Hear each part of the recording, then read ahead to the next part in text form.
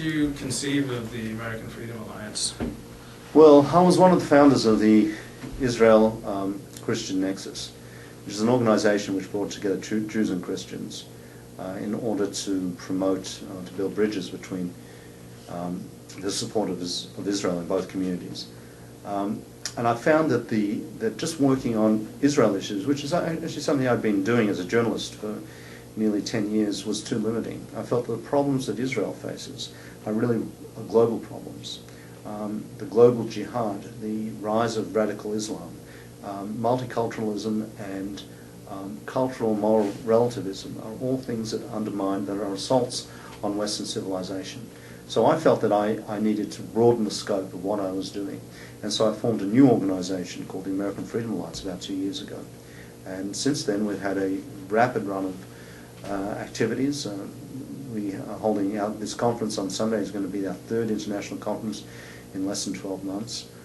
We've held many symposia, seminars and lectures on issues that are of deep concern to us. We have a full program laid out for next year, which includes a summit of academic leaders in February, a conference on human rights in London in March, a conference on the media in June, and in addition, in September, we're holding an international commemoration of the 70th anniversary of the Munich conference, where Czechoslovakia was basically given to Hitler on a platter by Neville Chamberlain and Edouard Daladier of France.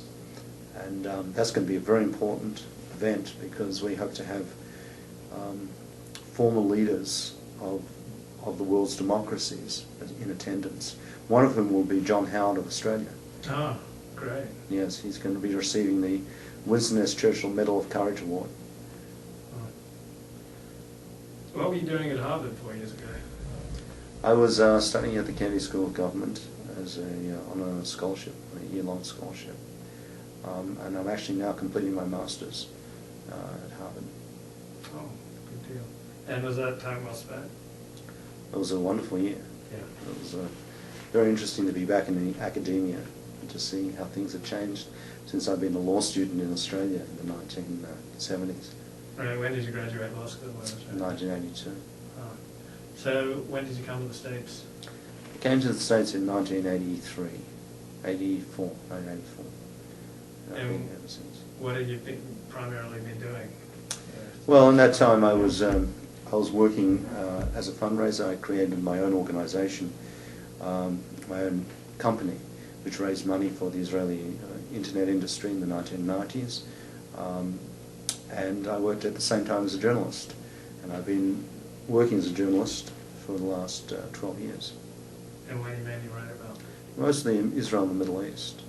They're the main issues. But now in the last 2 years I've broadened my scope. We actually offer a newsletter now in which I contribute a piece every week, the lead article. And it addresses the problems we face as a civilization, not just problems of Israel. Now, there are a lot of people plowing similar ground to what you're doing. What do you think are some of your unique abilities? Well, I think that the American Freedom Alliance, I wouldn't talk about my abilities so much as the focus of our organization. Yes, it's true, there are many organizations who are concerned about similar issues, but none of them are approaching them in quite the same way as we are. We believe that there's a process for both, for educating people, building awareness, building alliances, which we see as extremely important and is actually part of the name of our organization, and then translating that into activism. And as I said, that many of the organizations there are, it's true, there's Foundation for the Defense of Democracy and the Center for Security Policy, and all of these organizations, and David Horowitz Freedom Center, all of them actually we cooperate with and work with. But none of them are doing conferences on the scale, international conferences on the scale that we're doing. And none of them are so focused on building these alliances in order to put pressure on our political process to address the problems that we face as a civilization.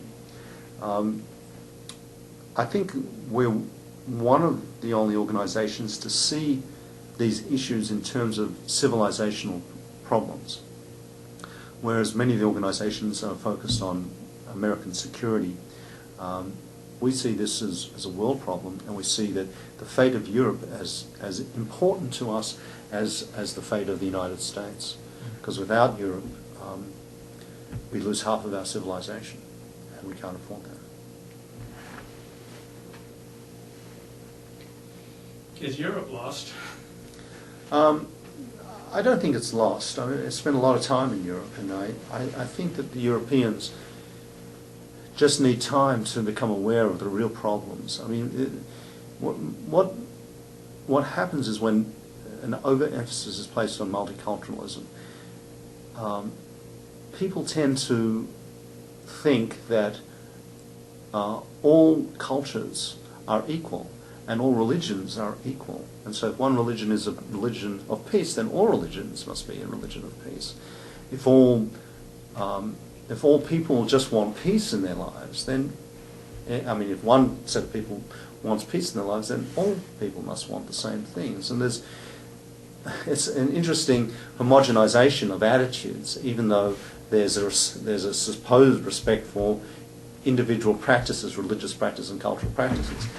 So the Europeans have fallen into this multicultural mindset, which has become almost a religion on its own. And when they start understanding that their country and their society and their polity is at risk of collapse, I think they will respond and they will understand that they can't abide minorities within their midst who don't abide by Western civilized values. Are you hopeful or pessimistic about Europe? Well, I'm hopeful about Western civilization. The European countries themselves, it's very hard to say whether I'm hopeful or not. I mean, I'm really waiting to see what kind of political leadership they produce. You have Berlusconi, Merkel, Sarkozy, Brown not Brown so much, but those three, the three former leaders I named, who are cognizant, I think, of these issues, even if they don't have the political will right now to take the measures they need to.